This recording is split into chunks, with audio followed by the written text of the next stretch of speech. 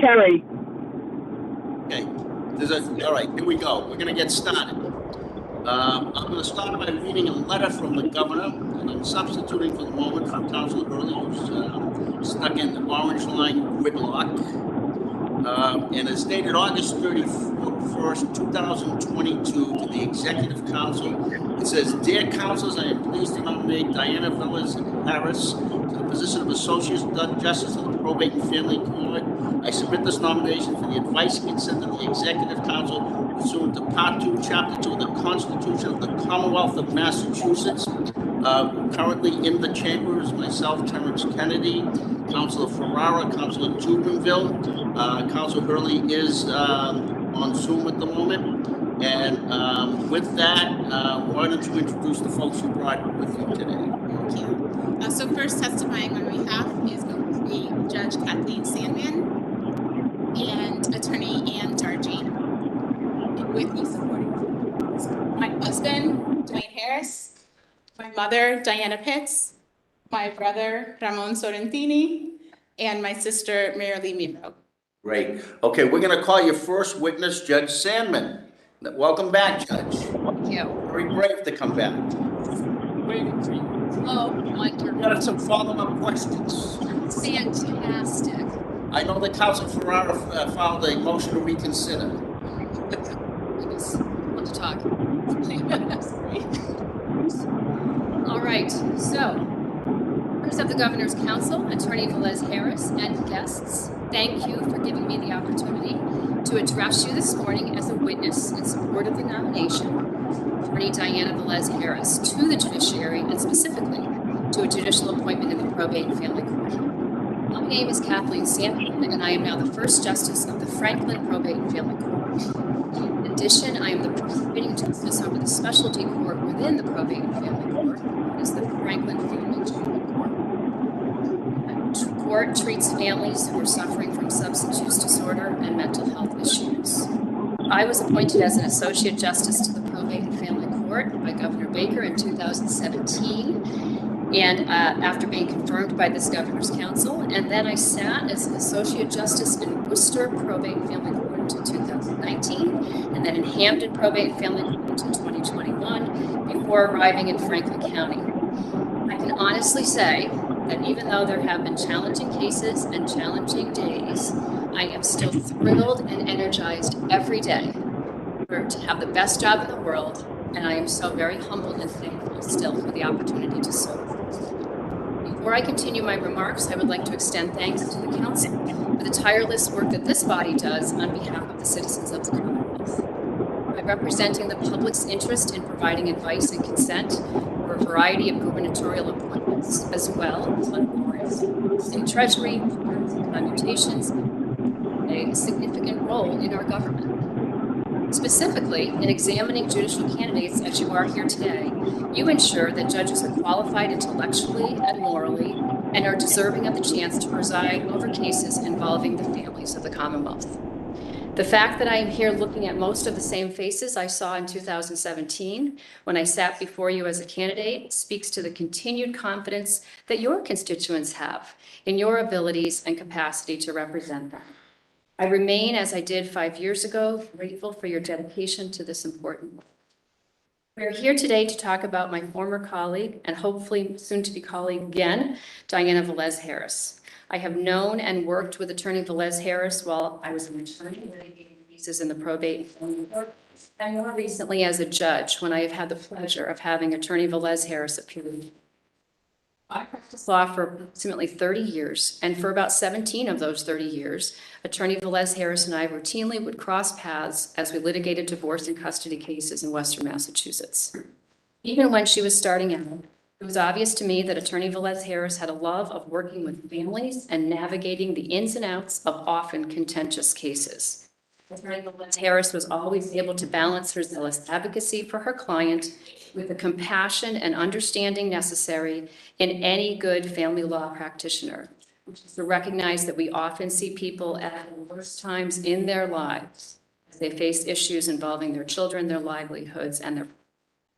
Surprisingly, not all lawyers, even lawyers in the highly people-centric probate and family court, are willing and able to really take the time to understand our litigant population, which is a time-consuming and often exhausting prospect. It is the exceptional lawyer who can recognize that so much of what we do in the probate and family court is really about sociology. So many motivators for human behavior may be hidden or obscured because people are terrified, angry, or lonely. Litigants may be suffering from mental health issues, substance use issues, domestic violence, poverty, or discrimination. But those issues will not always become apparent and factored in unless time is taken to know the people we serve. Attorney Velez Harris has always been that exceptional lawyer. I have watched her roll up her sleeves, spend the time to get to know who people are, and really absorb and understand what unique situation is facing them so that she can then navigate towards solutions. My experience with Attorney Velez Harris has also demonstrated her appreciation for resolving problems and trying cases only as a last resort. I've certainly seen her champion her client's position, but not at the same time destroy the other side. In my opinion, this is a critical attribute for both a lawyer and a judge, to recognize that so often the true measure of how any case is handled is what you can do before the case gets to trial, in working with families, suggesting or ordering creative solutions, and being approachable. Since becoming a judge in 2017, I have had Attorney Velez Harris appear before me in my courtroom many times. She is always prepared and respectful to the court staff, court officers, her fellow attorneys, and litigants on both sides. In the age of Zoom, she always appears at hearings timely with a true understanding of the current limitations placed on the court, and has proven her ability to adapt and manage the shift to remote hearings or hybrid hearings when necessary. Her professionalism tells me that if confirmed, Attorney Velez Harris will excel at managing a docket, maintaining order and decorum in the courtroom, and at becoming an integral and respected member of the courthouse in which she sits. I especially note Attorney Velez Harris's role as a children's law project attorney, in which role I have appointed her several times in various cases to represent a child. This job takes a special kind of person who is able to calmly and patiently advocate for a child who is often in the middle of two warring parents who more times than not remain unrepresented by counsel, often leaving Attorney Velez Harris as the only lawyer involved in the case. I have watched Attorney Velez Harris become involved in a hostile case only to see the case soon become more focused on the best interests of her client, the child. I've also appointed Attorney Velez Harris as a guardian ad litem with limited focus assessment to investigate cases involving children and to make recommendations to the court. Her outstanding performance in these cases also exemplifies her knowledge and abilities when working with children and families. I am aware that once Attorney Velez Harris was presented with a drawing of herself in a superhero cape by a young girl whom she had represented. Knowing her, that simple gift from a child is an honor, which probably means more to her than most of the certificates and degrees that adorn her office walls.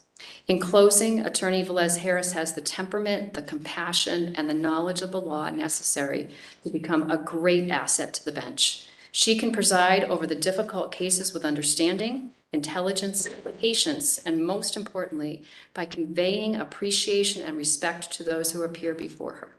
I am proud to recommend Attorney Velez Harris for judicial office, and I urge you to confirm her nomination. Thank you, and I'm happy to answer any questions you may have. Before we get to questions, I just want to introduce Councilor Petito Devaney and Councilor Impalo outside the chamber to introduce everybody else. Does anybody have any questions? Started early. Started right on time. So, and you were, Oh, yes. so, during that time, how did the nominees appear before you during the pandemic? Oftentimes right on Zoom.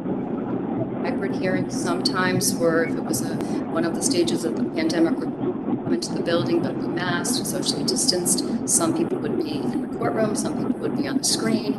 But at the early days of the pandemic, it was pretty much all on Zoom, sometimes all just on the phone, just by audio.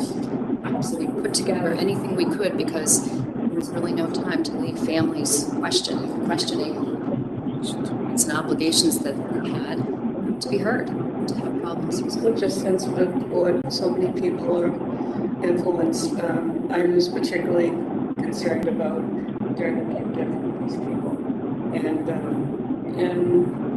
the children. And we didn't know, they weren't visiting, and some of them were being kept. And some, violence. How did you find this nominee? So, because to me, you have to look someone in the eye. You have to see their, the expression, the way they move, and everything. How did she walk through that pandemic at the same time? She performed professionally. She was always prepared. She was always paying attention to the camera and to me so that she could see if I needed to stop the hearing. We also, of course, were able to text sometimes, the clerk would text that somebody needed to slow down and we were going to take a break or something of that nature. So she was always able to adapt and to pivot, but really respect the fact that other people, especially pro se litigants, were also on the screen. And they also needed to be heard and that there were time constraints. So she was remarkable. She truly was. So she was, so she kept up with all her cases, despite As far as I know, absolutely. So how many times would you guess, just guess, that she appeared? Let's see, I would say mostly when I was in Hampden County, probably there, I would say 10 to 20 times at least. And then in Franklin County, I know she's appeared before me several times as well. Maybe in Worcester, my memory doesn't serve that far back, but definitely so that I had a good measure of who she was. Well, I have to say, and I've said it many times, in my tenure, I've had someone as a witness, and I've asked, have you ever seen this nominee? I don't know. You really know that, I mean, so your testimony means a lot to you personally and professionally. And thank you for your service. Thank you, Judge. The next witness is Ann Dargy, Attorney Ann Dargy, at the law offices of Jennifer A. Thorne.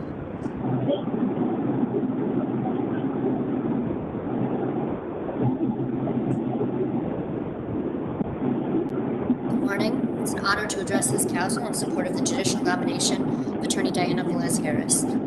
My name is Ann Dargy. I've been practicing family law for 11 years in Western Massachusetts, and I have had the privilege of knowing and working with Diana throughout my career. I've been afforded the opportunity to observe Diana in a number of the roles she plays in Hampden County families. Working with Diana in her capacity as an advocate for children of litigating parents, as a neutral assisting parties in reaching resolution, and as opposing counsel on a variety of matters in probate and family court.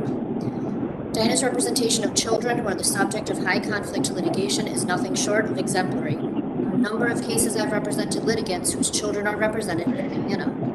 Recently, she represented a teenager who very much struggled with the idea of upsetting her parents, and Diana was able to navigate this very challenging situation with grace. She zealously advocated for her client while at the same time acknowledging and respecting the emotional challenges faced by the parties. Diana acted as a guardian to waiver assert privilege in a highly contested child custody matter in which I represented one of the parties. In this role, Diana was appointed to assess whether it is in the children's best interest that their privilege with their respective therapists be waived. Diana handled this assessment with thoughtfulness and compassion for the children while treating the parties with professionalism and respect. Her reporting was thorough and supported her well-considered conclusions. Diana has long been regarded in the Western Mass community as a compassionate, knowledgeable neutral. I placed many challenging cases in Diana's capable hands, at times on short notice. Diana consistently achieves fair and sustaining resolutions to these otherwise difficult matters. I was counsel on a matter in which Diana was appointed as a special master, which involved highly litigated crimes. This matter necessitated the review of voluminous financial documentation of various expenses paid by the parties, as well as a number of tax issues. Importantly, however, the parties were very emotionally entrenched in this litigation. In her role as special master, Diana clarified and focused the specific issues needing resolution, and did so with neutrality and respect for the parties. Her handling of that matter, in fact, led to the parties proceeding unrepresented, entering into a full agreement on all issues. Diana can solely be credited with bringing a seemingly unresolvable case to resolution. In addition to the above, I have litigated many cases with Diana as opposing counsel.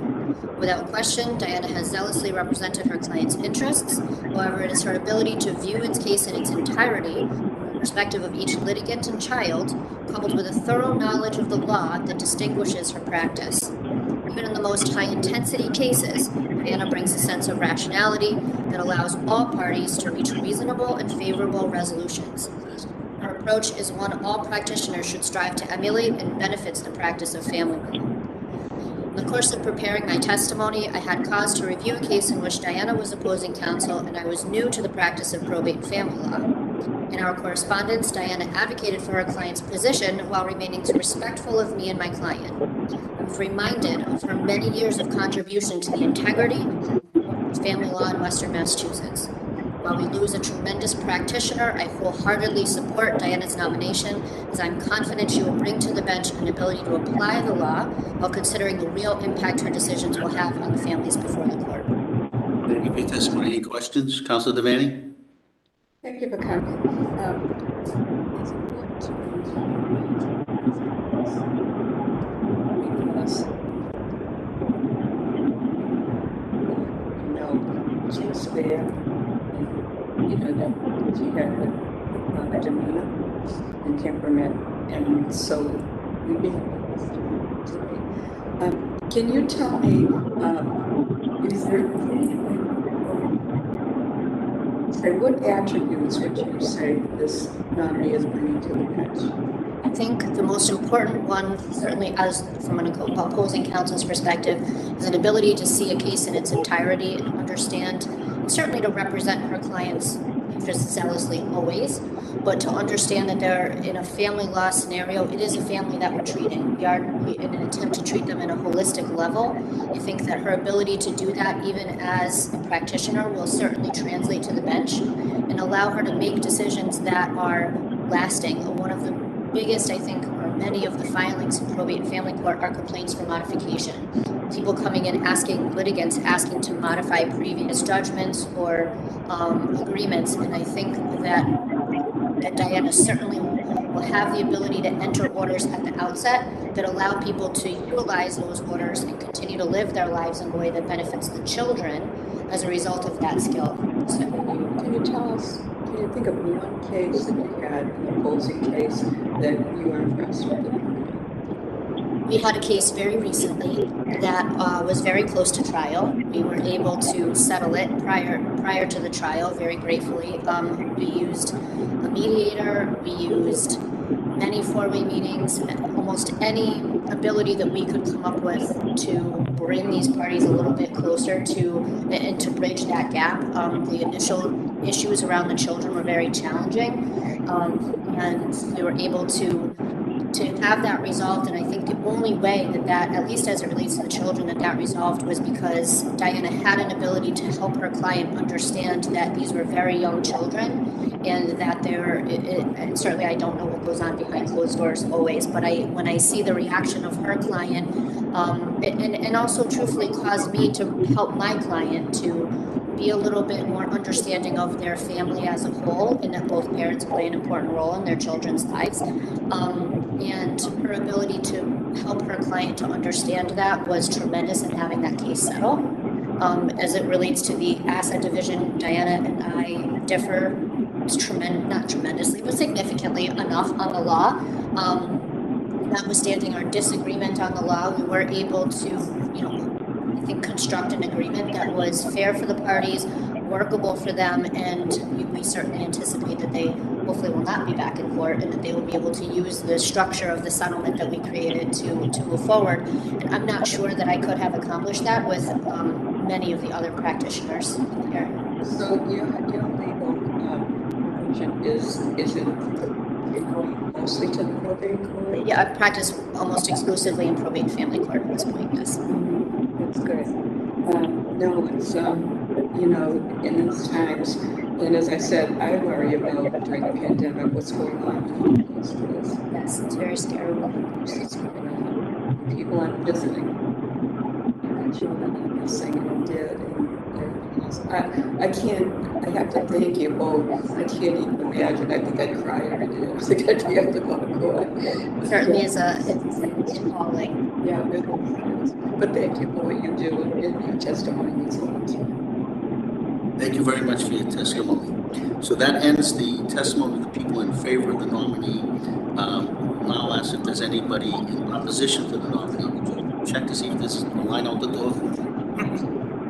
Hearing none, the floor is yours. Thank you. I want to begin by thanking my witnesses for being here today, taking the time out of your busy schedules to be here. I truly, truly appreciate the time you have put into your testimony and just in getting down here today, so thank you. I want to take some time to thank the people that are here in the room with me to support me and all of those other people who are listening on the land of the internet. The support that I have received during the last 20 months of this process has been, without a doubt, the biggest blessing of this entire process. The beginning. We started. We didn't start early, Mary. We started right on time. Continue with your speech. I'm sorry for the interruption. I want to thank Governor Baker and Lieutenant Governor Polito for the time they afforded me and for their nomination. Never in a million years did I think I would be afforded the honor of their time. I want to thank the Judicial Nominating Commission, especially Lauren Patino, for all of her time, guidance, and encouragement through this very long process. I want to thank you, the council members, for all the time that you have afforded me, for speaking with me, meeting with me, reviewing my application, and your words of encouragement. The service you provide to this Commonwealth is vital, and I thank you for your continued service. I want to especially thank my host counselor, Counselor Hurley, who I believe is listening, for all of her time and guidance throughout this process. As a daughter to a retired executive assistant, I would be remiss if I did not thank Ms. McCartney for all of your time and work, answering all of my emails and putting me at ease throughout the last 2 weeks. Thank you. Counselors, you have all been handed my application, my updates to the information, as well as my questionnaire. You have some ideas from my professional experience that led me to this seat. All of those forms, however, do not tell you about me, Diana, the person. I want to tell you that story. I'm going to start at the beginning and tell you how I came to sit in this chair, prepared to take on my biggest challenge yet. My story begins in Puerto Rico, specifically in San Juan, where I was born.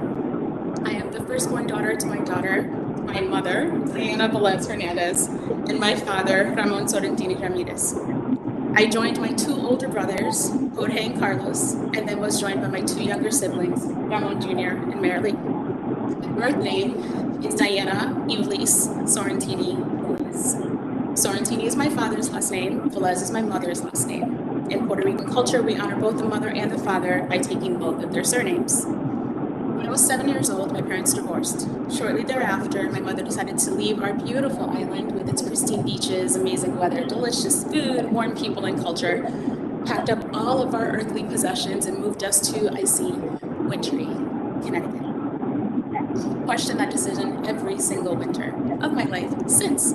In all seriousness, this story is much revered by my family, but leaves out some crucial elements. What actually happened is that she had a conversation with my older brother, Carlos. They discussed the opportunities available to us on the island, the opportunities available to us on the mainland. My mother, having only gone to college for a year, truly wanted better for her children. And knew that for a great reward, sometimes you have to make a great sacrifice and take on a great challenge.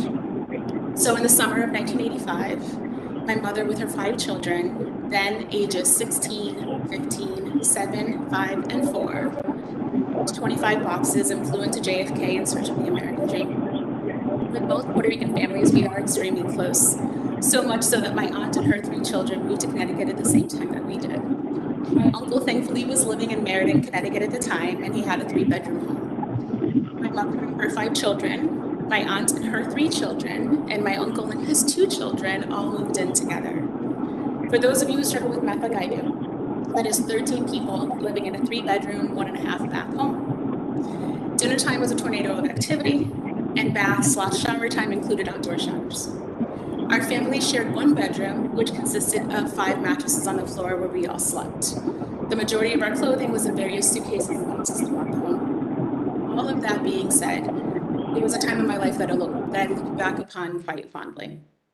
My mother's focus was always raising respectable, kind, and educated children. Success was not determined by the amount of money we made. the accolades that we received, but rather how hard we worked and how much we helped those around us. The result never mattered as much as the effort. Throughout my childhood, she focused on teaching us 4 ideals that continue to guide me to this day and have led me here.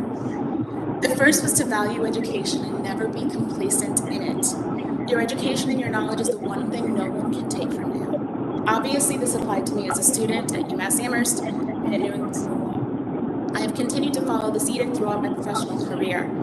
I wanted to become a clerk to the Superior Court Justices in the Commonwealth to learn more about the justice system, to see it in practice from behind the curtain. I wanted to learn more about how to best assist families through conflict, so I became a mediator, a collaborative law attorney, and a conciliator. I wanted to help children going through trauma, usually caused by their parents' separation, so I became a children in the law project attorney, called ARC, I believe, throughout the Commonwealth, and a guardian ad litem.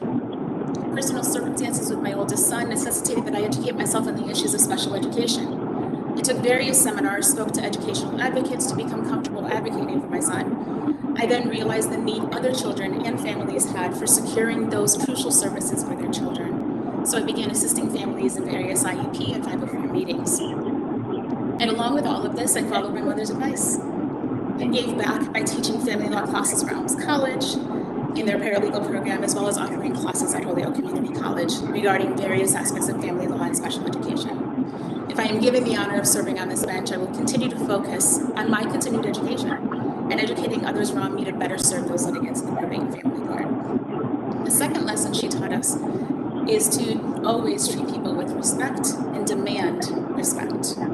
As a person who experienced hatred and racism, first moved to Connecticut, including various acts of violence against our property, I learned quickly the best way to respect myself was to respect others and to use my experience to understand the trauma and adversities they faced, whether obvious or not.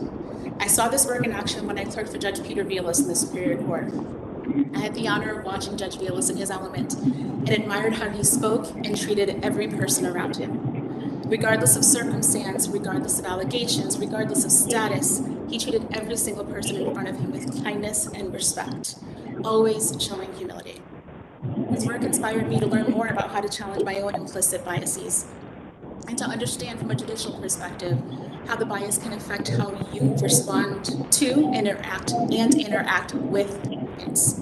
If I am given the honor of serving, I am committed to continue to help to treat those who appear in front of me, regardless of the trauma that they may have experienced and the circumstances that brought them to appear in front of me, with the respect they deserve. Because I have learned how much my temperament can impact the methods and the speed with which we find resolution.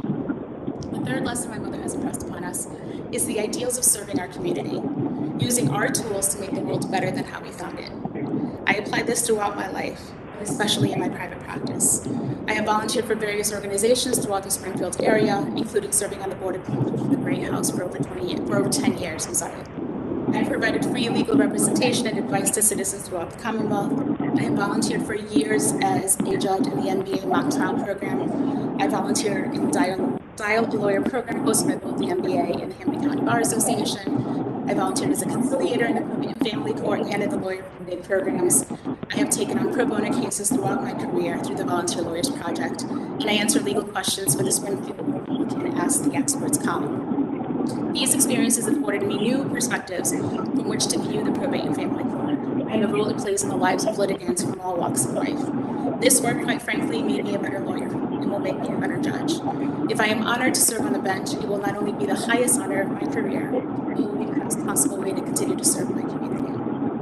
The final lesson my mother instilled in us was to work hard above all else. The result is not as important as the effort. I have been working since I was 12 years old. I have worked every single summer and all school breaks since I was 14 years old. During law school, I worked at various jobs, including doing temp work at law firms, working at Greater Hartford and Greater Boston Legal Services, and working nights at Stop and Shop as a clerk. I was determined to limit my student loans, and well, it is expensive. I pride myself on my work ethic, never taking the easy way out, always challenging myself to be a better attorney to my clients, and to expand my knowledge to better serve my clients and my community. I will never be complacent with the knowledge that I have or the work that I have done. I will continue to work hard to find better ways to assist those litigants appearing in front of me, If I am afforded the great honor of serving at an event, it is a mentality that I will bring with me. Counselors, I would suggest that my professional experiences qualify me to be sitting in this chair. The next question, however, is how would I be an asset to the bench? My answer to that is simple. I am Puerto Rican. English is not my first language, and I was raised primarily by a single mother. My mother married my stepfather, Seth Pitts, bringing with him my stepsister, Jennifer Pitts, now Greta. We struggled through all the pitfalls of a blended family. I am married to a wonderful and supportive man who has filed for and received custody of his children, guardianship of his 2 nephews, and together we have raised children who are not biologically ours. My children are my motivation for absolutely everything. They have changed everything about me, my perspective in these difficult cases, the way that I approach my clients, the way that I speak to my child's clients, absolutely everything. They have made me a better person, which in turn has made me a better attorney, and which I believe will make me a better judge. My children are also biracial. I have viewed this world anew through their perspective and their struggles. What does this have to do with my nomination? Well, these are not uncommon experiences for the majority of the people our courts serve. I would suggest, however, these experiences are not common for judges who are presiding over these cases. It is imperative that our litigants trust the judiciary to understand the commonality of those experiences. While we are not necessary to be qualified and fair probate family court judge, I feel strongly that the tapestry of those experiences make me an asset to the bench. In summary, counselors, I know the ideals with which I have been raised and which have guided my entire life, my work, and my personal experiences, encompassing nearly every aspect of matters in the probate and family court handles, qualify me to be a probate and family court judge. My entire life's experience, commitment to challenging myself to better understand my community, and those who appear before the court, and my belief in an evolving justice system have afforded me the necessary temperament for this position. Thank you, counselors, for your time, for indulging me, and for allowing me to share my story. Happy to answer any. Very well spoken. I'm Mary Hurley today, so we have a rule that we call the person to our immediate right first. Counselor Ferrara. Counselor Ferrara, 15 minutes. If you need it all, it's better looking. He is. So I've spoken, although you did call me, I appreciate that. And have you watched other proceedings of this council with probate judges? Yeah. So if you have, then you know my concern is that mom and dad get equal shared physical custody, all other things being equal. Do you agree with that? Absolutely. That should be the default position, absent circumstances otherwise. Does that happen routinely these days? It happens a lot more often than it used to. At the beginning of my practice 19 years ago, there were a few judges who would default otherwise. I don't think that certainly has not been my experience as of late. I think that is the starting position for every judge that I appear in front of, certainly. 20 years ago, it was the worst day of my life when the judge was yelling and screaming, telling me that shared physical custody never works. And it did work tremendously for 20 years, I'll tell you that. So I appreciate that. What's the status right now of parents having to pay for college for their kids if they get divorced? So there used to be a thought before that we could make divorcing people pay for college, despite the fact that an intact family is not required to. The new child support guidelines have taken that presumption away. And now there needs to be findings by a judge that one or both parties have the ability to actually pay for college. It's no longer presumed. So I've always, grappled with this, and I've been fortunate that I've been able to pay for my kids' college because I want to. But I have an issue with the government telling people that they have to just because they're divorced. Agreed. Has that ever been an issue brought up with you in any of your cases? Absolutely has been. Certainly before the new child support guideline, where that language is in there, that it's no longer presumed. It's something that we had to deal with in every single case, especially for children who were already in high school. If the children were in elementary school, we were able to avoid that issue for the time being. But when children were in high school, it was an issue that would come up in cases all the time. We would fight about, we don't know how much the contribution is going to have to be. We don't know what financial aid is going to be available. But it was an issue that we had to deal with until, like I said, the change of the child support guidelines, making that no longer presumptive. It's not presumptive, but are you telling me it's no longer in the court orders or the separation agreements that mom or dad shall pay for the child education? The only time I've seen it in separation agreements is when the parties agree. And there's a 529, there's some other help or accounts set up specifically to pay for those college expenses. In terms of court orders are positive. They still order them in court, but there needs to be specific findings as to the ability to pay. And generally by then you have a lot more information regarding what financial aid is available, are available, and what the parental contribution will be. So again, I've been blessed with 3 lovely daughters, and I'm happy to pay for their education. But if I had a kid that I didn't want to pay for their education, why should the government be able to tell me to pay just because of my marital status? I think it's obviously, as a judge, I have to follow the edict of the law, and I have to follow that. I'm not allowed to make law. I have to support it. Personally, I agree with you, but it's not my job to make law. It's my job to enforce it. And so if the law gives me guidance relative to making specific findings in terms of the ability to pay, I have to make those findings. Well, as a judge, couldn't you find that it violates the law? It violates due process or equal protection. Well, they have equal protection. They have due process because they have the ability to appear in front of me and present evidence in that regard. I don't have to order a college contribution. Well, no, I'm saying I think it violates equal protection because I'm being discriminated against because I'm a divorcee as opposed to being a married person. I don't know that probate and family court would be the right place for that argument, but I certainly understand it. I think you're going to make a great judge. Counselor Hurley did call me and said wonderful things about you. She told me there's a classroom watching this thing live right now, so don't beat you up too badly. And I do love your country, and I love visiting. So thank you for applying, and thank you for us. Bill. Thank you. So I think on the topic that Councilor Ferrero brought up, sometimes divorces are very contentious. And one side or both are fighting about everything. They don't want to pay for anything. And I did some probate 40 years ago, very short. It seemed to me that parents can be so dug in against each other, take it out on the children. As a result, a lot of kids would have never gone to college. It was left up to the 2 fighting parents. So judges stepped in and said, no, we're going to make you pay so the kids could get an education. I'm glad it's at least changed to this extent that you look to see if they're able to pay. He said, I did that. Looking at that, it's just an order. The man or the woman didn't have the money. They were being held in contempt and brought in. So glad to see the change, but I think if we left it up to, obviously not all parents, some are wonderful, but my counselor did it. Certainly did it to my kids too, but there are parents that would not do that. Education unless the judge said you got to check. Tell me about teaching at Loyola Community College, my old alma mater. So I was an adjunct faculty member, and the way that it worked, and I anticipate you might be familiar with this, is that they would offer classes on a myriad of topics. And it was basically adult learners. It would be 1 3-hour class on various topics. And so we would offer these classes in special education and various aspects of family law. And so I would go at night, generally it was from 6 to 9 p.m. and sit in a class. So the class that I taught specifically was kind of an introduction to family law.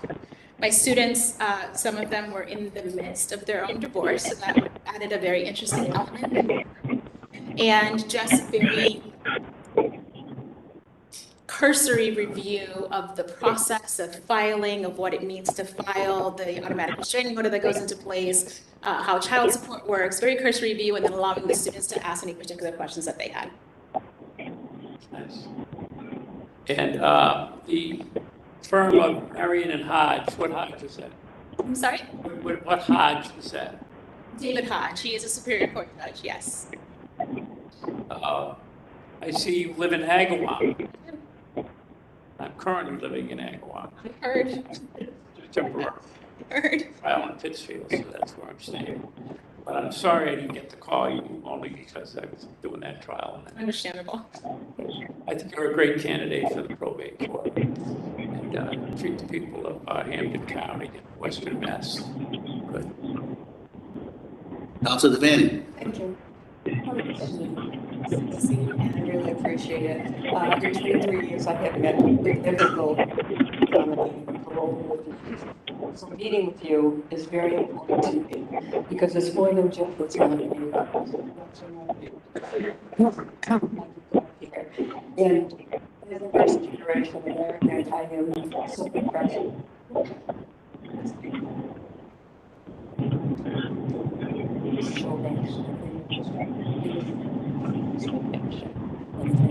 Understand that. If you look at that. Now, I'm time 15 minutes. They have made this rule. I haven't voted against it. It's not an elected body that times themselves, but they time me because they asked too many questions as they all leave. But anyway, something I've said. So anyway, I do want to say that can't even find the words to say how much I respect you to want to go into this practice. And you have such compassion, and that's what I would call compassion and empathy. And you cried in some of these cases, and your writing was great. Because I'm timed for 15 minutes, I really got, I'm like the Federal Express man. But I know when we talked, I think it probably was the one that was the most heartbreaking to you. And that was the one where the mother, just after 10 years of marriage, found out that her husband was raping her 10-year-old teenager for 2 years. As mothers, we can't even imagine. You know what? You never can undo it. I have a friend, and their daughter was 4 years old, and didn't care. She has never gone over.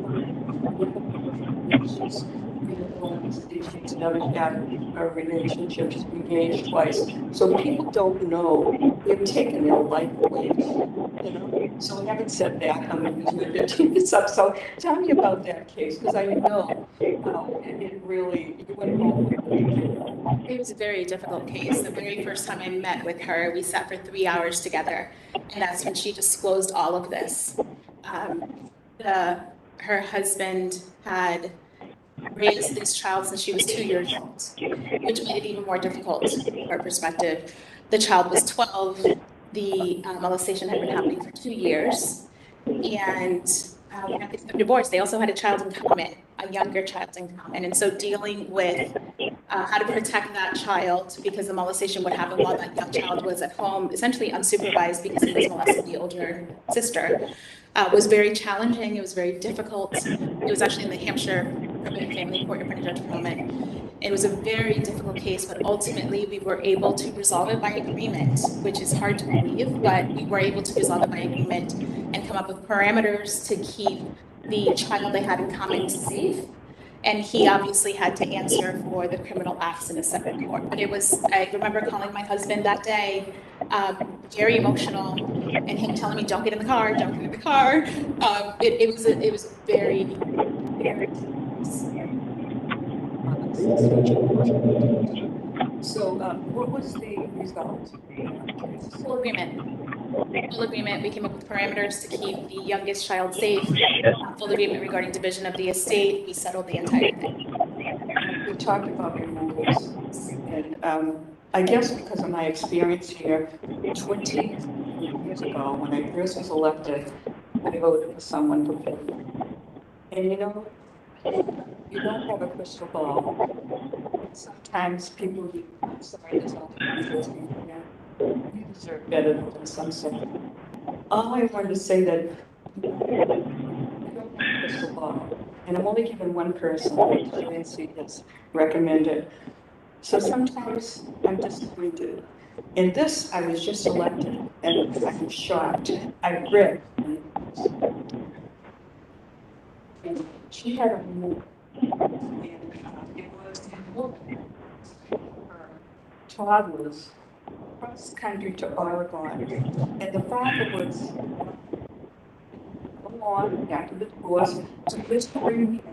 So we used to see the children coffee every day. I used to go the night before Christmas, he'd stay overnight to see them in the morning. So anyway, she went hard, and when I read this in the paper, it says she had no friends, she had no job. And So she was just going to children, and to me it was vindictive. I mean, it just looked like that.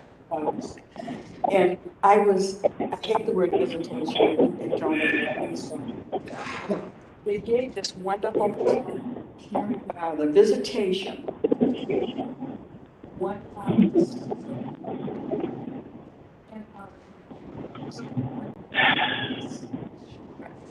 and I thought, wow, who ever thought that?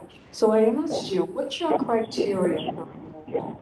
So the good thing is there's quite a bit of case law that provides us with a blueprint in terms of what That's been hopefully. quite a bit. And so what I will tell you is that the very first step is to determine whether or not the desire to remove is based on a desire to divorce the other parent from their children. And if that is the true desire seeking the removal, you don't get beyond that, the answer is no. There is no removal. And obviously the adults remain. And so beyond that, if there is an honest, true, genuine desire and intention for removing, you then look at what's in the children's best interest. First, what's the real advantage to the parent that's leaving? But then what's in the children's best interest? How do we best facilitate the ongoing relationship between the children and the parent who remains? Have you had experience with the Department of Children and Families? I have been, how can I say it, opposed to how they operate all these years. And the latest one was happy, broke my heart. And I think that's today's judge. He was the one knowing the father had beat her, he admitted it. He had a bad criminal record. She was special needs, she was blind. In addition, he had her in the toilet with her toothbrush. And they were in the process of seeing if it was safe to go into his home. He didn't wait. He didn't actually wait. He gave him full support. And she had all of these relatives that were drug addicted and everything. The stepmother was still hearing about it. And she said she had her 2 kids and was getting money. All of this, and I'm saying, why was this Massachusetts judge responsible? I'll tell you what I did. I called Justice Budd. I called people in the court. I wanted him removed from being a recall judge. He deserved that position. And what he did, he stopped people in New Hampshire, the blaming the mayor and everybody else there. And it was his fault. He could have stopped there. This child, in the time she was 2 months old, didn't have a life. She was from pillar to post to follow these people. She should have been put in a caring foster home. What a disgrace how that falls through.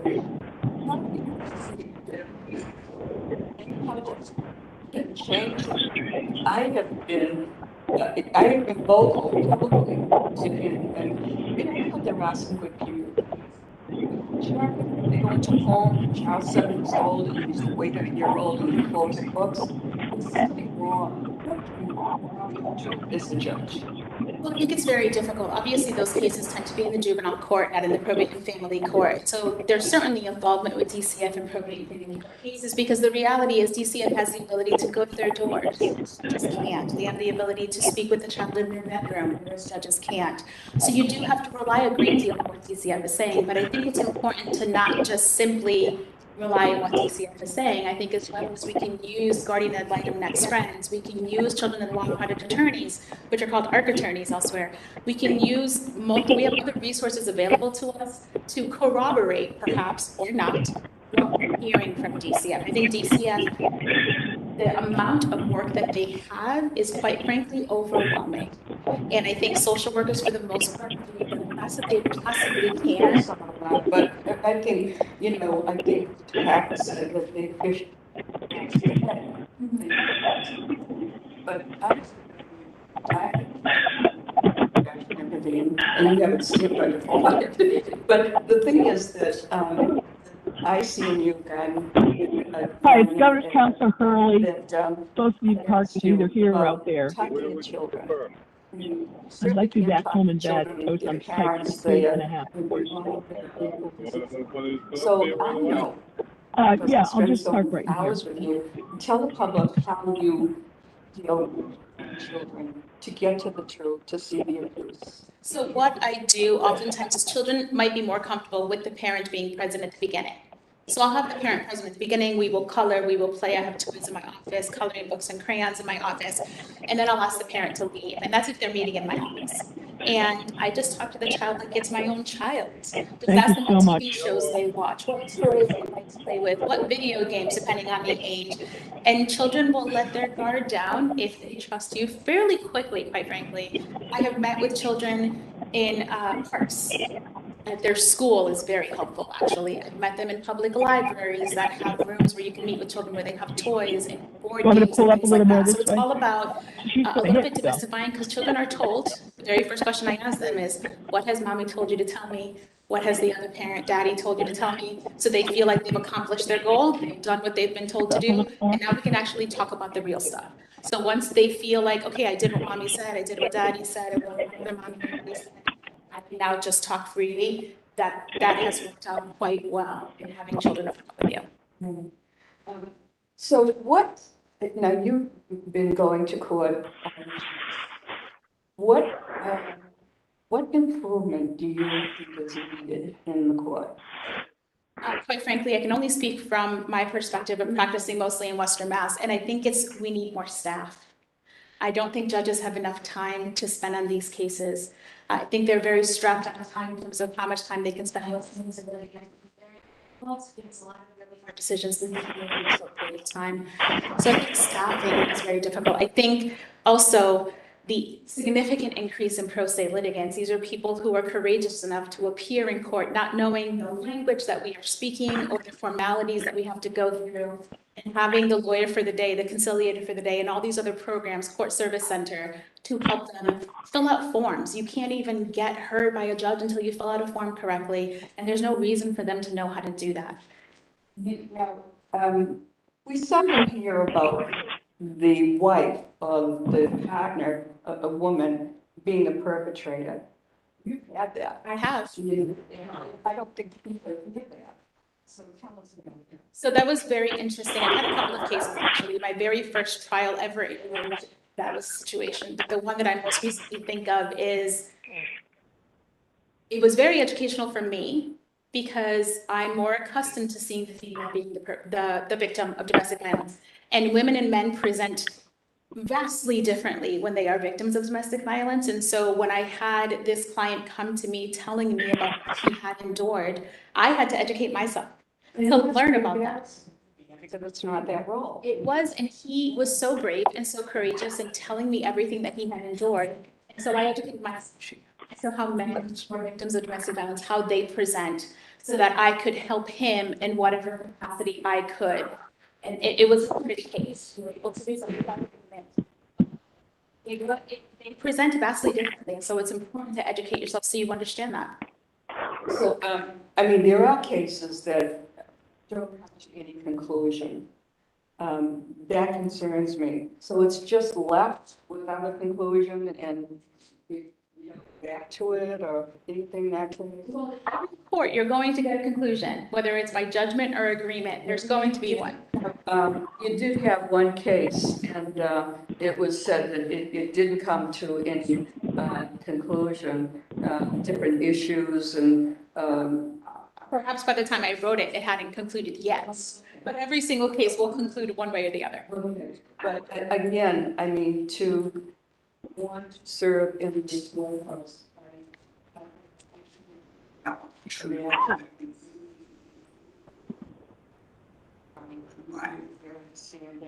And, you know, like I said, I'm concerned about the thing that people never know how many children, how many, especially women, domestic violence has occurred. And that's the thing I'm concerned about. And I still am concerned about Zoom. Because I think if you don't see someone's body language and look in their eyes, it can't be the same as having them sitting in the courthouse. Do you agree? I do agree, but I also think Zoom increases access to justice. I know my clients appreciate not taking a day off of work, not have to worry about finding childcare. That's true, that's true. All right, thank you, Councilor Devaney. Your 15 minutes is up. Councilor Iannella? Thank you very much. Thank you. How are you today? Doing well, thank you. How are you? Tell me what, you've heard the word joint physical custody. What does that phrase mean to you? Joint physical custody doesn't mean a whole lot, quite frankly. It's a parenting schedule that really dictates it. And so if we're talking about an equalized parenting schedule, that means equal time with each parent, to the extent it's possible in a 7-day week. Okay, let's assume you have two parents that are, it's a great parents. And where do you live? What's state? I mean, no, which state? Sorry, what county? Yeah, county. Mary. Let's assume spouses live 12 miles apart. And you got, oh, I don't know, kid 10, a kid 14. And they go to school with obviously near one of the spouses. Is that something, and if you have any other questions you want to ask me hypothetical, is that something you like 50-50 arrangement? I do. Assuming parents cannot agree. It's easy if they can agree. One, and they both are parents. One parent wants the kid more. You know, so, oh, Johnny and, you know, Mary, they want to go to school, definitely, or the mom. Presuming all things being equal, Yes. no abuse, no neglect, nothing like that. I think the starting position should be equal parenting time, yes. And equal means 50-50? Correct. To the extent that's possible. People's work schedule obviously could impact that, but yes. Yes, excellent. I like that. I like that answer, direct right to the point. I like that. We talked about removal. Yes. Do you have any children? I do. Okay. I have 4 kids. I can imagine my kids removed out of the state. What's in the best interest of the children? Yeah, that's everything when you're dealing with kids. We get it. One of the spouses says, oh, I want to move to Arizona. I have asthma. It's so much better for me to live there. And I can't believe it. I just got a job and my salary's going to increase by $25,000. Right, again, all my high school great parents. What are we doing? So I think I need to know first who the primary custodial parent was, where the children. So the case law is pretty clear. It's the Mason standard essentially where, fair enough. It's very difficult with equalized parenting time for the court to find that it's in the children's best interest for one parent to be able to relocate. It's a very high standard. And so based on the factors that you disclose, I do not foresee that would be a successful removal petition. But the standard is very high, and it is case law driven. The case law gives us very clear analysis. Okay, same type of hypothetical, but now the spouse who wants to leave the state is, oh my gosh, my parents, oh my God, they have they're a beautiful community. They have a 10,000 square foot home. Me and my new husband are going to be able to live in the separate arrangement. That's when you got this like it's really control. Same analysis. Even though the kids, oh my God, this is the dreams of the kids. In other words, who was, yeah, I know, I like that, it's growing up. That wouldn't make a difference. Not at all, no. Yeah. I like, so I do it really well. I don't like the word visitation, custody, whatever the terminology is. What, you have 2 people, they don't go out, they don't go out. And then, doesn't matter what the parent arrangement is, whether it's 5 to 2 or whatever. But the one with the most custody, John can't make it today. He's sick, but he can, he'll hop on Zoom. Okay? Yeah, I remember now, these 4 people. What do I mean by 4 people? They don't have enough money. It was difficult to get a lawyer to me. So go in for a contempt. They just give me. And yeah, we all get sick, we all have this, can't make it today, thought it was friend's birthday party. We'll do it by Zoom. Well, there's certainly no reason why the other parent can't take him to the birthday party. There's no reason why the other parent can't care for a child who is sick. Obviously, if About someone, you know, like in bed. Sure, that's what I was gonna say, yes. And so there's no reason why the other parent can't exercise parenting time and care for that. That's part of being a parent, is caring for an ill child, taking the children to birthday parties. That's part of all of it. So there's no reason why parents can't continue under those circumstances. Listening to private hearings, which I think all my private usually happen this way. The one beef that I have with the probate court, to me, I'm a strong advocate for children. How long I don't really care about it. It's important, obviously, don't get me wrong. But when you have these temporary orders, they don't last long. I know a lot of people do everything by Zoom now, but the old days, you know, we all have to appear again. You know, that one that wants to do it, yes. But these temporary orders for parenting plan and alimony, they don't last long. I think last week someone said they last about 15 minutes or something. Hearings. Yes. Okay. They don't last long. So I'm saying to myself, you're talking children involved, and you're talking alimony. I mean, to me, it's all about kids, but other people I totally understand alimony could be even more important than just parenting. For me, it's like, kidding me. 15 minutes, maybe 10 minutes aside at most, you gotta make your best pitch. I have a real problem with that. What's your sense?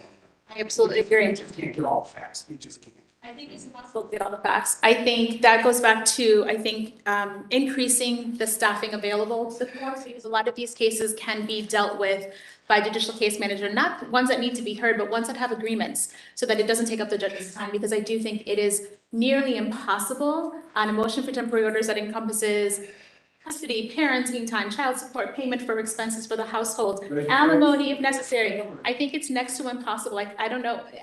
Judges do a really good job of focusing the argument, figuring out what is agreed upon, what isn't, so we can devote that time during the hearing, the few minutes, precious minutes that we have.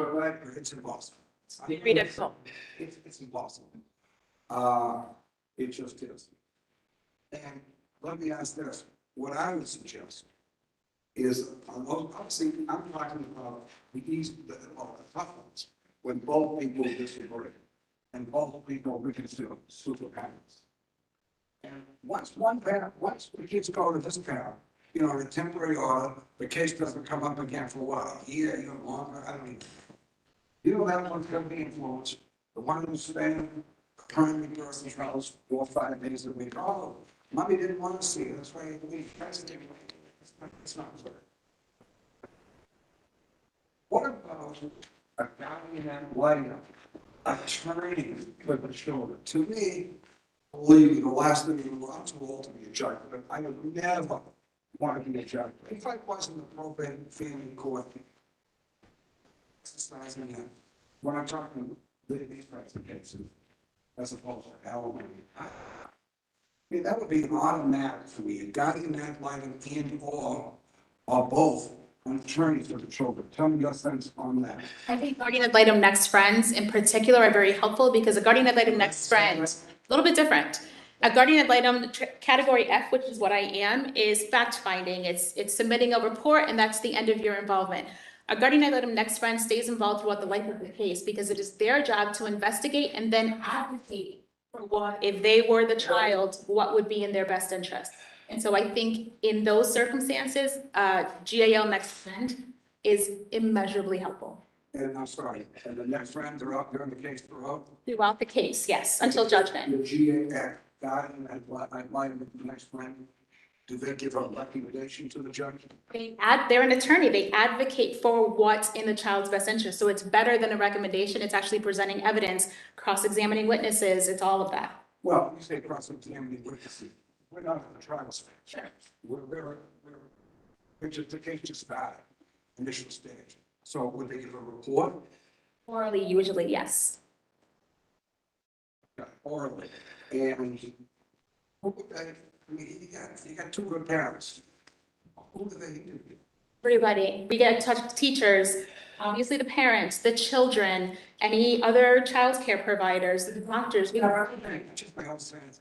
If you get the sense that you got 2 real nice people,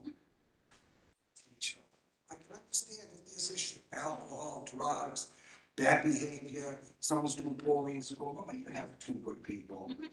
And for me, one waste of time with the money, to me, it's all about, I'm talking to the parents and the children. Absolutely. What's the deal? That's exactly what you do. That's where you start every case. Now, you said it was an attorney. What was an attorney? I'm sorry. Guardian ad litem. Next friend, yes. Attorney. Yes. Again, probate works, no expert. To me, I would get a medical professional if I was the judge. In other words,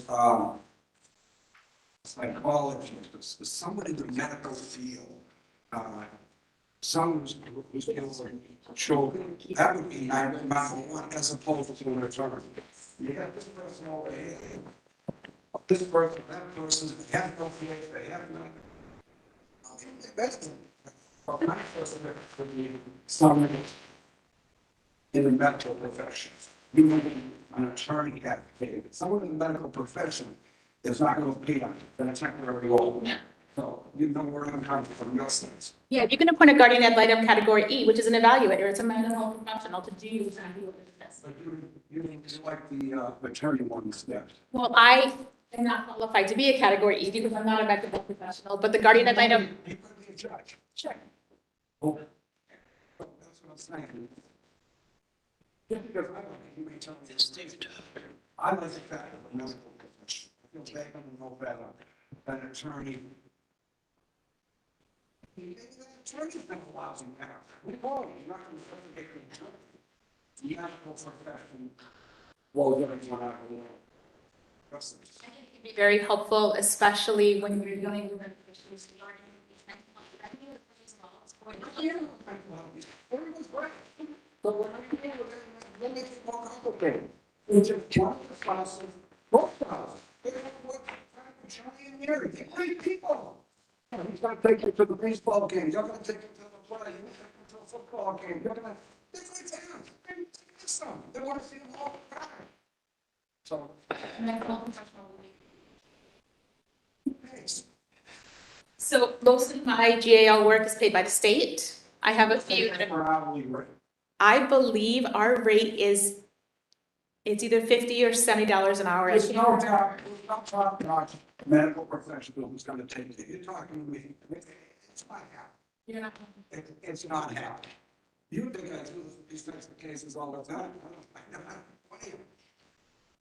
It's not happening. Wrong. These I don't know. 6, 7, 8 hours.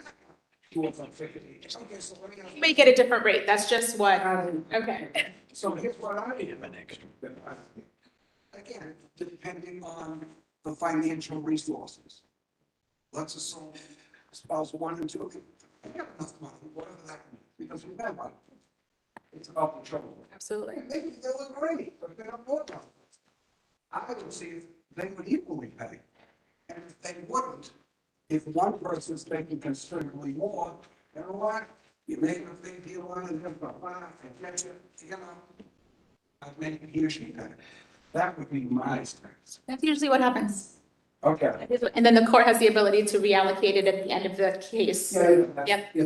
But to me, it's all about the children. You know, and reject that thing, sign that. That'd be temporary orders. It's Mary's. It's about, 20 seconds. man, well, that's large, so try to figure it out. You know, it's about the children. Yes. And I hope you've always said that every decision you make, it could be you. That's the way I would, it could be you. This is important. When Johnny's at night and he was brushing his teeth, I don't want to read him a book, I want to make him chocolate chip cookies. That's important. And you can't do that once or twice a week. You know, I want to watch a movie tonight. That to me, a measure to see if you're a great judge is to see how you treat the children and treat them as if they were your kids. I get the sense, I like it. And I hope you'll always remember when you're talking, you know, to these other lawyers, money, that's important. Treat them as if they're your kids. Absolutely. All right, thank you very much. Thank you. Thank you, Councilor Anello, and I would suggest that you consider a judgeship in the probate court. Two. I'm out, no. Yeah, because you're listening, Councilor Kennedy, thank you very much for pitching in. It was about almost 3.5 hours. That was terrible with the online gridlock. It's my turn. I get thrown out of the chair seat, so I get to ask you some questions. I only have a few. First of all, I want to talk about demeanor. I don't think I've seen a nominee with a better demeanor than you have. Both, when I talked to him on the phone, we talked to him at the hearing and during the course of the hearing, I think that's the single most important thing to me when it comes to a judge. It sets the tone for everybody in that courtroom in the way it's going to work for the whole day. A judge with a good demeanor, especially in the probate court, can really bring the temperature down for the parties, the litigants, everybody else. And I think you're a home run there. Absolutely. You've listened to the tapes. You know that I've said before, most of the complaints I get about judges come from the probate court. And I don't think it's as much about the judges as is about the nature of what they do. Because it's obviously, you always have a dissatisfied litigant, it seems, in the probate court. And I think that's part of it. But I have some criticisms, I've gotten criticisms that I think are legitimate. And the biggest one is trials that are broken up, okay? And I'm sure you participated in those. You go in September, you got 2 hours for a trial, it breaks up till December. And then it breaks up till February. Now, judges, like everybody else, are human beings. They forget things. They forget the way people look, their demeanor. That can mean a lot of things. I know we're taking notes, but it's not the same thing as it being fresh. Why can't we finish a trial once we start one? That's what we do everywhere else. I have experienced that very thing. I have that very same frustration, and I can't answer the why not. Well, what are you gonna do? I want a trial to begin and end consecutively. Is that gonna be is that how your court is gonna run? Because you're gonna get pushback from the administration if you start doing that. Whenever possible, that's exactly what I'm going to do. Whenever possible, I mean, it's always possible. You can start a trial, you know, what's the average divorce trial take? We're not talking about a complicated business litigation one. Huh? At least a day. A day, maybe 2. Sure. So why can't you finish it? There's no reason you can't. So why don't they?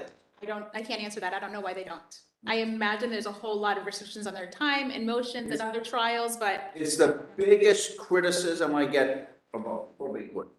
understandable. And it's frustrating for people because they walk in there and, you know, they think that the judge, wow, that judge is really listening, she's really getting my point. And then they come back 2 months later and they're in the opposite position with no explanation. You've seen that, right? I've experienced it, yes. Yeah. And you're sitting there scratching your head, what happened? Very frustrating. I think what happened is they don't remember, right? So you're gonna commit to try to finish your trials when they start? That's exactly what I want to do. Yet sometimes you get a complicated divorce with a lot of money and business assets and really contentious custody issues that are gonna take longer, and you can't always do that. Most of them, I think, are pretty simple, don't you? Certainly, yes. I would suggest most of them are quite simple. Whether or not the parties agree is a different story, but I agree Even that when they don't agree, they're not complicated trials. the issues are very straightforward. Yes. Okay, I'm gonna vote for you next week. We talked on the phone, we spent time together. You're a home run. And you know, the other thing we get when people are nominated for the probate court is we get phone calls about them and problems they have as lawyers in the probate court, because apparently it's not the most congenial bar out there, in a lot of ways.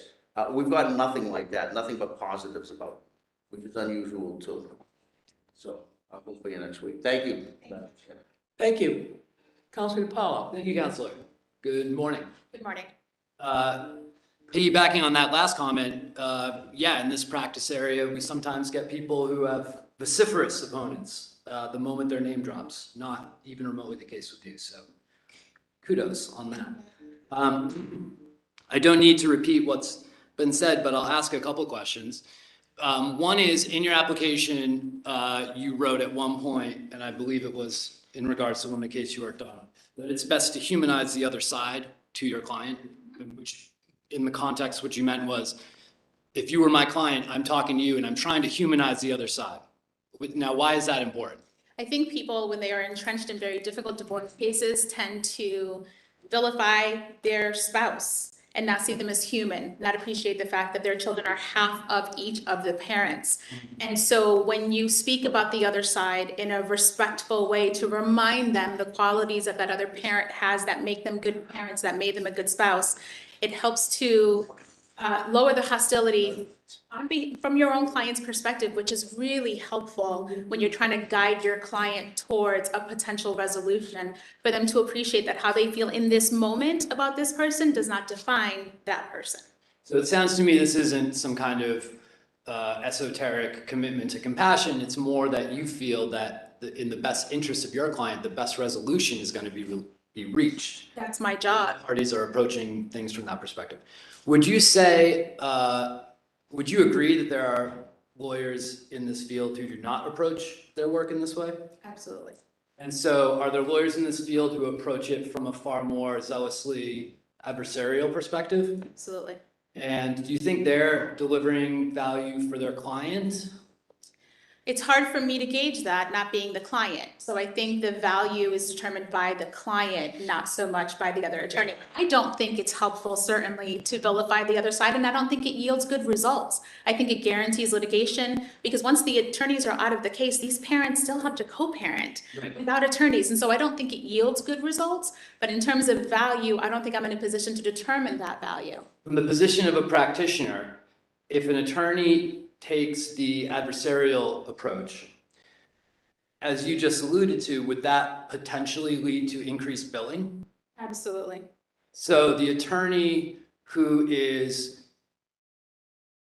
approaching their work in a way that produces enemies in the legal community or produces bad blood among their colleagues or in the courtroom, they're not only doing damage, perhaps, possibility of an agreeable resolution for everyone. They're also self-enriching in the process, potentially, Sure. in some cases. So I think it's really important the reputation that you carry in. This is a long way to say, I think it's really important the reputation you carry in to the probate court. You talked about dealing with children, and you didn't use this term. I would categorize what you were describing as trauma-informed care when you're dealing with putting kids in comfortable situations. So as judge, however, you're not going to be meeting the kids at Dunkin' Donuts. I presume this is my practice area. You meeting the kids at school or Dunkin' Donuts or wherever, right? You're going to be relying on the advocates in the courtroom. And how are you going to know that you're getting the side of the story from the child that you attempted to get as a practitioner? If I have an inkling of doubt that I'm not, I have the ability, as Counselor Ainella suggested, is to appoint a GAL. That is a way of doing it, because those people can meet with children in the playground, at the library, in their offices, at the school. So if I have an inkling of doubt, that I have the ability to sua sponte appoint a GAL even without a request. And that would be a proactive step you would take. Absolutely. Can you speak briefly, because it is in your application, and you mentioned it a little bit in your opening, your experience with the Gray House? Yes. How does that inform the work the Commonwealth can expect from you as a judge? So the Gray House, on a very modest budget, I think of $250,000 a year, was able to feed thousands of families in the greater Springfield area. They had an after-school program for at-risk children. They had a food pantry that served year-round, certainly on the holidays, and they had, through a strict volunteer effort, English as a second language for a great majority of immigrant families that were coming to the Springfield area. So I think it was very helpful to me in my 10 years there, ultimately being secretary of the board of directors, to learn about the community. Springfield in particular in Camden County is a very evolving type of population. We would get, for a period of 5 years, a huge influx of immigrants from Africa, the continent in particular, various different countries within the continent. And so learning about the different cultures, learning about the different ways that they approach conflict, and being familiar with their own culture and how that might feed into how they approach the courts, if they approach the courts, I think is very. Interject right there. Please. That's interesting, because you're describing a lot of what my hometown of Worcester has experienced. We have very significant African immigrant population. We certainly have a significant Latino population. And that brings me to something you talked about, you wrote about in your application, and I'll frame it in terms of representation. You write in your application, you alluded to in your introduction, representation in your matters in our courts, and it matters in our justice system. And I'm guessing from the way you're describing Gray House, there's, including mentioning ESL classes, that this is, these are communities that are disproportionately non-white. I was gonna presume Black and Latino. Correct. And so why does the representation matter, number one? Number two, because so much of this hearing has talked about children, does it matter to children any more than adults? So it depends on the perspective. The children aren't coming into the courthouse, so the children aren't seeing the bench. Does it matter to the adults? 150% it matters to the adults. Why does it matter to the adults? I think there is a basic understanding, as I mentioned in my opening statement, that there is a commonality of experience in being somebody who is not from this country, who didn't, well, I am from this country, Puerto Rico is part of the United States, but where English was not your first language, where it's a different culture. And I think it's important to understand the dynamics of how cultural implications will impact how people behave, not only in a moment of trauma or post-trauma, but just in their everyday lives. And so I think it's important to take that into consideration. Now, in terms of children, the children don't know what the judge's background or nationality is. But in terms of, I speak at career days at my local schools all the time. And I think having children see me as a Latina appearing in front of them, speaking about my experience, that makes a difference. That matters. And so in that capacity, to the extent that judges are able to do that, I think it would have a great impact on children, more because they can see themselves outside of whatever confines they believe they have, but also because they see if she can, why can't I?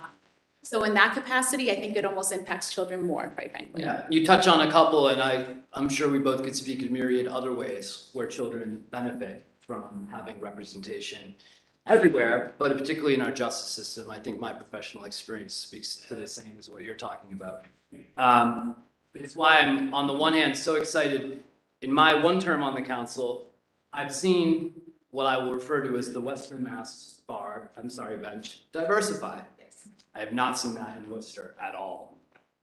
I've seen qualified, good people kicked out of diligence for reasons that I've seen other proceed. That's what's still very frustrating to me and to the people and the lawyers. They won't say so, but the ones I've worked with, the children in Worcester. If there were no qualified applicants of color, then I couldn't really complain. Sure. And I'm so glad that you've been put forward in this role, because I really appreciate your perspective on all the issues that we've talked about today. Counselor, that's all I have. That's good. Thank you very much.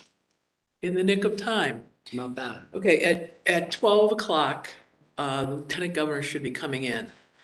If we're not finished by then you will take a recess and then we'll resume. However, I believe I am the last one to have any questions. Oh, can't take the pressure, I'm telling you. Sorry, but you know why I said make sure you're here an hour and a half early. I tried that and it didn't work. Hello, Judge Sandman, who has been doing a great job. They didn't want to let her go from Worcester because she was doing such a great job. But somehow she persuaded the chiefs that she'd be better serving the community of Western Mass as opposed to Central Mass by becoming first justice in Greenfield. So I congratulate you on that. I'm going to screw up your name. So I'm going to say Ann. We had one case together after I retired as a district court judge. And I tried doing probate court law and it was so toxic, I just stopped. But you did a very nice job and you were a fine example of a good lawyer in the probate and family practice. So with that said, while I was driving my 3 hours and 25 minutes, I had 300 questions to ask you. So I'm going to start with the first one.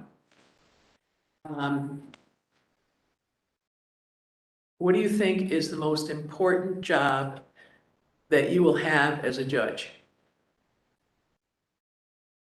obviously presiding before the people who are in front of me, maintaining a level of respect in my courtroom despite the circumstances, and allowing litigants, especially pro se litigants, sufficient time to express their position and give me the information I need in order to apply the law.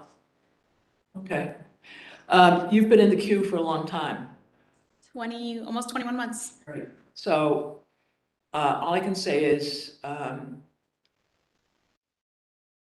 I'm glad you waited. I think you're going to do a great job.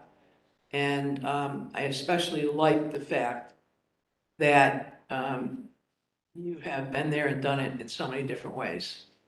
The only thing you failed to mention was the fact that the Gray House is run by the Sisters of St. Joseph, who taught me in grammar school, high school, and college.